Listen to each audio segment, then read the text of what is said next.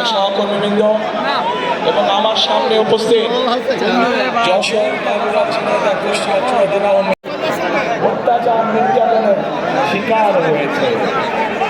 প্রিয় ভাই বোনেরা,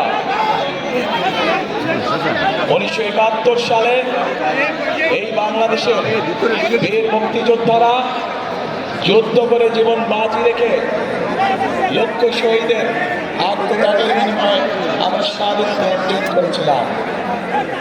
একইভাবে 2000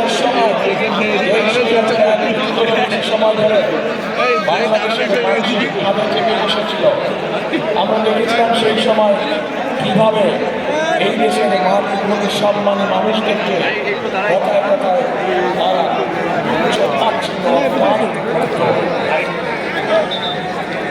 আমরা দেখেছিলাম কর্মীদেরকে বিভিন্নভাবে অত্যাচার নির্যাতন করছে, তার ছিল অপমানিত করতে তারা।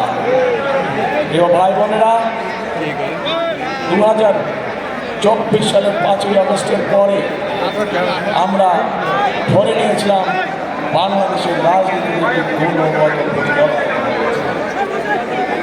এই মুহূর্তে বাংলাদেশে যে দলগুলো রাজনীতি করছে তারা জনগণের মান মর্যাদা সম্মান 9ই আগস্টের পর থেকে এই দেশের কথা বলা শুরু করল।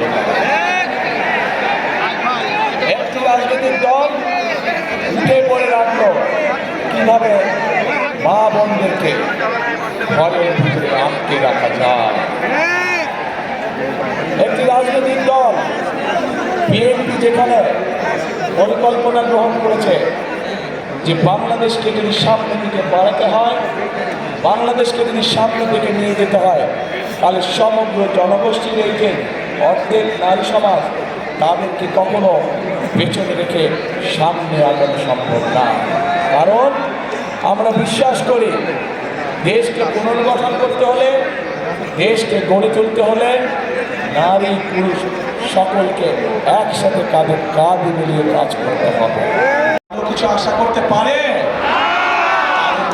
ভালো কিছু আশা করা সম্ভব নয়। শুধু তাই নয়, প্রিয় ভাই বোনেরা, এই আপত্তিকর কথা বলার পরে যখন তারা দেখলো বাংলাদেশের সকল মানুষ প্রতিক্রিয়া প্রদর্শন করেছে, তখন তারা বলল যে তাদের অ্যাকাউন্ট বলে হ্যাক হয়ে গিয়েছিল।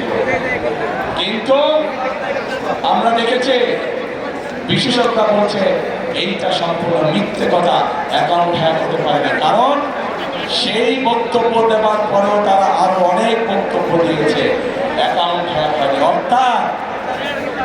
অর্থাৎ কি দ্বারা